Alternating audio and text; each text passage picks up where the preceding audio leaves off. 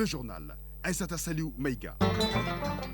Mesdames et messieurs, bonjour et bienvenue aux informations. Les premiers ministres maliens, burkinabés et nigériens étaient au Niger pour recueillir les conseils et orientations du chef de l'État nigérien dans le cadre de la mise en œuvre de la feuille de route de la Confédération des États du Sahel. Et le premier ministre, ministre de l'administration territoriale et de la décentralisation, le général de division, Abdoulaye Maïga, a regagné Bamako hier après-midi, justement après cette visite de travail et d'amitié au Niger. Fin de la 3e édition de la semaine de loisirs de l'enfance de Bamako. Cette initiative de la Cité des enfants et du département de la promotion de la femme, de l'enfant et de la famille vise à créer un espace de divertissement et d'apprentissage pour le bonheur des enfants. Dans la page sport, on parlera de la 5e journée du championnat national de Ligue 1 professionnel qui commence cet après-midi. Il sera également question de la phase aller de la Première Ligue du côté de l'Angleterre qui s'achève demain mercredi.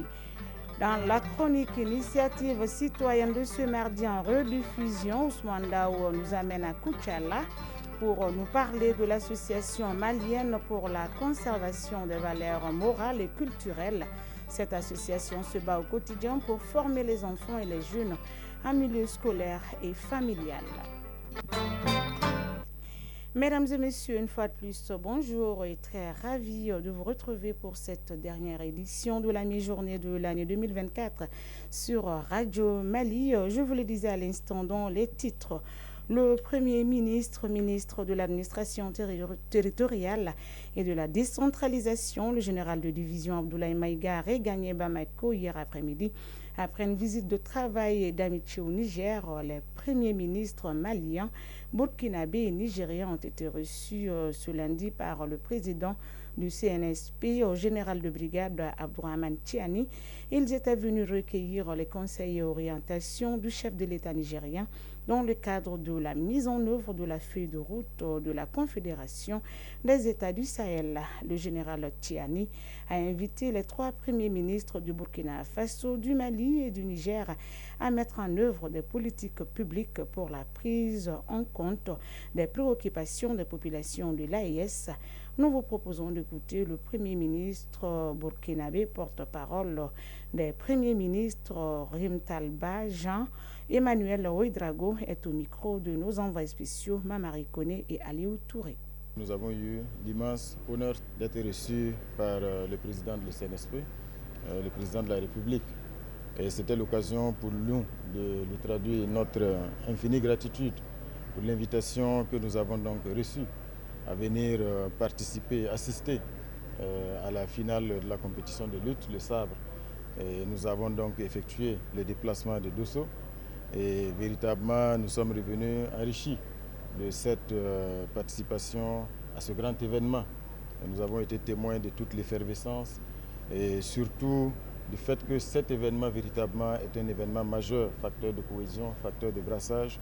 Et véritablement aussi nous sommes inspirés parce qu'on peut envisager des perspectives dans l'espace de la Confédération. Et ce qu'il faut également signifier, c'est que nous avons bénéficié de la part de son Excellence, Monsieur le Président de la République, d'orientation et de conseils qui vont nous permettre, en tant que Premier ministre des 3 pays donc, de cette confédération AES, de pouvoir nous mettre en commun pour porter ensemble la mission que nous considérons commune, qui est celle de mettre en pratique de la manière la plus diligente les politiques publiques dans l'espace AES, qui doit porter la vision de nos chefs d'État, qui est une vision de souveraineté, une vision d'épanouissement des peuples de l'AES. Et donc le chef de l'État nous a donné véritablement des sages conseils, et surtout des orientations précises sur la direction dans laquelle donc, nous devons donc, nous orienter, et surtout sur les méthodes que nous devons adopter afin, bien sûr, de répondre aux aspirations des peuples de l'AES et surtout d'être à la hauteur de la mission que nos chefs d'État nous ont confiée, qui est celle donc d'œuvrer au quotidien pour l'affranchissement réel de la Confédération AES de tous les asservissements et surtout pour faire face avec efficacité à toutes les adversités. La 12e session ordinaire du conseil d'administration de l'agence de promotion touristique du Mali s'est tenue hier lundi dans sa salle de conférence. Le projet de l'année 2025 est fixé à plus d'1 milliard, soit une légère baisse de 6,22% contre l'année 2024. Compte rendu, Ibrahim Kaoukonaté. Cette 12e session ordinaire du conseil d'administration de l'agence de promotion touristique au Mali est essentiellement budgétaire. Le projet de budget 2025 est équilibré en recettes et en dépenses à la somme de 1 milliard 362 321 000 francs CFA contre 1 milliard 452 806 000 francs CFA, soit une baisse de 6,22%. Sidi Keita, directeur général de l'agence de promotion touristique au Mali. Du point de vue mobilisation des ressources financières. Donc, ce qui fait que nous n'avons pas été en mesure d'atteindre les résultats escomptés. Donc, c'est une situation un peu générale. Mais cette session, nous la plaçons sous le signe de la résilience, mais également d'optimisme. 2024 a été une année particulièrement difficile pour la structure. Malgré ces difficultés, l'APTM a pu obtenir quelques résultats satisfaisants. Diara Sanogo, secrétaire général par intérim du ministère de l'Artisanat, de la Culture, de l'Industrie hôtelière et du Tourisme. Le succès des opérations militaires sur le terrain augure de belles perspectives pour l'industrie du tourisme, qui constitue d'ailleurs le baromètre pour le retour de la paix et de la stabilité dans notre pays. Je voudrais saluer ici les efforts de la direction générale de l'agence en ce qui concerne les démarches de crédibilisation et ses projections financières avec une tendance baissière observée au cours de ces dernières années. Parmi les activités phares de 2025 qui seront adoptées par les administrateurs au cours de cette session, on peut citer l'itinéraire touristique avec les pays de l'AES, le tourisme interne ainsi que le voyage intégrateur. Fin de la 3e édition de la semaine de loisirs de l'enfance de Bamako, organisée tous les 2 ans. Elle est un espace de divertissement, d'apprentissage destiné à un développement sain et épanoui des enfants. La semaine rassemble les enfants du district de Bamako et ses environs. Le dernier jour a été l'occasion pour les écoles participantes de prendre connaissance du résultat des compétitions faites tout au long de la semaine de loisirs. La cérémonie de clôture a enregistré la présence des ONG, associations et structures dédiées à la cause de l'enfance venues soutenir la Cité des enfants, le département de la promotion de la femme, de l'enfant et de la famille. Hawa Adama Koulibaly. 3e, groupe scolaire de Bakodji Koroni. 2e, l'Institut national des aveugles du Mali, INAM. 1er, le complexe scolaire Mohamed Youba Sokona. Ces 3 établissements scolaires se hissent ainsi à la tête de la dizaine d'écoles et d'institutions ayant pris part à la compétition de la semaine de loisirs de l'enfance de Bamako, Céléba. Ils se sont distingués dans les disciplines proposées, notamment les devinettes et proverbes. Mandjou Sango, secrétaire général du ministère de la promotion de la femme, de l'enfant et de la famille. Placé sous le thème « Le jeu facteur de paix et d'inclusion sociale », cette édition a permis aux enfants en provenance des établissements scolaires, des écoles spécialisées et ceux venus de Kirinan de fusionner l'expression de l'intelligence collective, cultiver l'esprit de créativité, de se découvrir et de créer une saine émulation à travers une série de jeux parmi lesquels on peut citer le grand jeu, les proverbes, les devinettes, les jeux traditionnels, les démonstrations de marionnettes ainsi que l'initiation des enfants au TIC et au digital. 3 jours durant, des milliers d'enfants ont fusionné leurs efforts et savoir-faire pour révéler leur plein potentiel à travers les activités socio-éducatives. Salimata Seydou Konaté, porte-parole des enfants. Cette activité nous a permis de nous découvrir et de découvrir les autres. C'est le lieu pour moi d'adresser au nom de mes camarades enfants, ici présents, et aux miens propres, nos sincères remerciements aux organisateurs pour les efforts consentis. En plus du divertissement, les enfants ont eu l'opportunité d'apprendre des aînés nos us et coutumes, également de partager leurs besoins et en discuter. Écho de nos régions à présent, ouverture hier dans la cité du Méguéton des travaux de l'atelier de formation des responsables syndicaux UNTM de la région de Koulikoro. Objectif renforcer les capacités des membres de l'Union régionale syndicale sur les techniques de négociation collective. Le thème retenu est les normes nationale et internationale à la négociation collective, le syndicalisme, concept général, définition, vision, mission et fonction syndicale. C'était en présence de Yacouba Katile, le secrétaire général de l'Union nationale des travailleurs du Mali, UNTM, Birama Keïta. Cet atelier de formation vise à renforcer les capacités des membres de l'Union régionale syndicale de Koulikoro sur les techniques de négociation collective. C'est pourquoi les délégués sont venus un peu partout des cercles de Koulikoro pour participer à cette formation. Abdoulaye Fofana, secrétaire général de l'Union régionale des travailleurs de Koulikoro. L'objectif de la formation syndicale est de rendre les structures solides, les objectifs clairs pour leur fonctionnement, transparents et efficaces, afin de mieux servir leurs membres et d'assurer une gouvernance qui inspire la confiance. Yacouba Katile, secrétaire général de l'Union nationale des travailleurs du Mali UNTM, a invité les syndicalistes à suivre avec intérêt la formation au regard de la lourde tâche qui leur est confiée. Les attentes placées en vous sont grandes. Vous êtes les gardiens des droits des travailleurs et les porte-voix de leurs aspirations. Cet atelier est une opportunité de vous armer des outils nécessaires pour relever les défis actuels, que ce soit la précarisation de l'emploi, les mutations technologiques ou encore les transformations sociales. Abdul Nasser Maïga, conseiller aux affaires administratives et juridiques du gouverneur. Chers syndicalistes, votre lourde et exaltante mission est la défense des intérêts des travailleurs. Une des causes nobles pour contribuer à l'apaisement du climat social au sein de nos structures respectives. Il est important de rappeler que sans droits syndicaux, il est difficile d'envisager la réalisation pleine et entière de la justice sociale, de l'équité et de la dignité humaine. Koulikoro, Birama Keïta et Salif Maïga pour l'ORTM.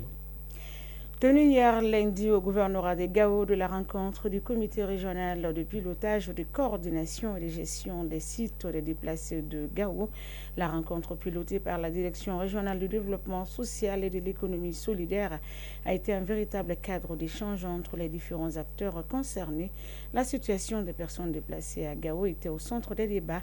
On en sait plus avec Ali Idrissa Maïga. Échanger sur la situation des personnes déplacées internes dans la région de Gao, c'est l'objectif de la rencontre du comité régional de pilotage, de coordination et de gestion des sites de déplacés de Gao. Ibrahim Karakodio, chef de division défense protection sociale à la direction régionale du développement social de Gao. Il s'agissait quand même de présenter les données des personnes déplacées internes dans la région de Gao, enregistrées biométriquement, et les défis, les perspectives, et voir qu'est-ce qu'on veut faire à l'endroit de ces personnes déplacées en termes de solutions durables. Ça a été un lieu quand même de se prononcer et de profiter de dire aux services techniques également ce qu'ils comptent faire pour l'année 2025. Un cri de cœur aussi a été lancé par les autorités. C'est vraiment s'investir davantage pour que l'ensemble de ces personnes déplacées qui sont à Gao puissent un jour vraiment se prendre en charge en termes de relèvement économique. Une présentation sur la situation actuelle des déplacés internes de Gao et une autre sur la Cité de l'Espoir, Nata, ont marqué cette rencontre entre les responsables des services techniques de l'État et partenaires impliqués. Soumaïla Sangaré, conseiller aux affaires administratives et juridiques du gouverneur de la région de Gao. Si on regroupe les personnes déplacées sur un même site, on peut faire des forages, des écoles, des centres de santé pour permettre la gestion. Donc on a expérimenté avec le HCR, avec ses partenaires, et ça a été une réussite. Le partenaire veut encore approfondir en construisant d'autres maisons. Pour l'année 2025 qui débute, l'État et ses partenaires vont conjuguer les efforts afin d'apporter des solutions aux besoins des personnes déplacées de la région de Gao. Gao, Aliou Idrissa Maïga et Al-Hassan Ahmadou pour l'ORTM. Quelques mots de l'actualité hors de chez nous à présent. Au Burkina Faso, l'Assemblée législative de transition a adopté hier un projet de loi d'amnistie pour les militaires condamnés dans le cadre du coup d'État manqué de septembre 2015. Les personnes intéressées par cette geste amnistiante devront adresser une demande au chef de l'État burkinabé, le capitaine Ibrahim Traoré. Les autorités examineront alors si les candidats remplissent deux conditions: faire preuve d'engagement dans la lutte antiterroriste et ne pas constituer de danger pour les institutions, les biens et les personnes. Le texte a été adopté par 67 voix contre 3 abstentions pour 70 votants. Au Kenya, des dizaines de manifestants ont été réprimés hier suite à un appel à manifester contre une nouvelle vague d'enlèvement de jeunes opposants. Une cinquantaine de manifestants pacifiques, dont le sénateur Okia Omtata, ont été arrêtés à Nairobi. 4 autres personnes ont été conduites au commissariat central de Nairobi. L'Afrique du Sud a désigné hier un médiateur du nom de Sidney Moufamadi pour ramener le calme au Mozambique. Le pays est secoué par des manifestations violentes depuis l'élection présidentielle du 9 octobre dernier. La victoire du parti Fremlo au pouvoir depuis 50 ans a été confirmée par la plus haute cour du pays. L'Afrique du Sud s'inquiète d'un possible débordement du chaos dans la région. L'évasion de plus d'un millier de détenus d'une prison de haute sécurité dans la capitale mozambicaine la semaine dernière a contribué au climat d'insécurité qui règne dans le pays. Le président élu Daniel Chapo doit prendre ses fonctions dans une quinzaine de jours. Aux États-Unis, le président Donald Trump a été condamné par la justice à payer 5 millions de dollars de dommages et intérêts à l'écrivaine Jean Carroll dans son affaire de l'agression sexuelle de 1990. Trump a été reconnu coupable dans l'affaire de diffamation. Depuis son élection le 5 novembre dernier, le président avait vu son horizon judiciaire se dégager avec l'abandon par la justice fédérale de 2 procédures pénales.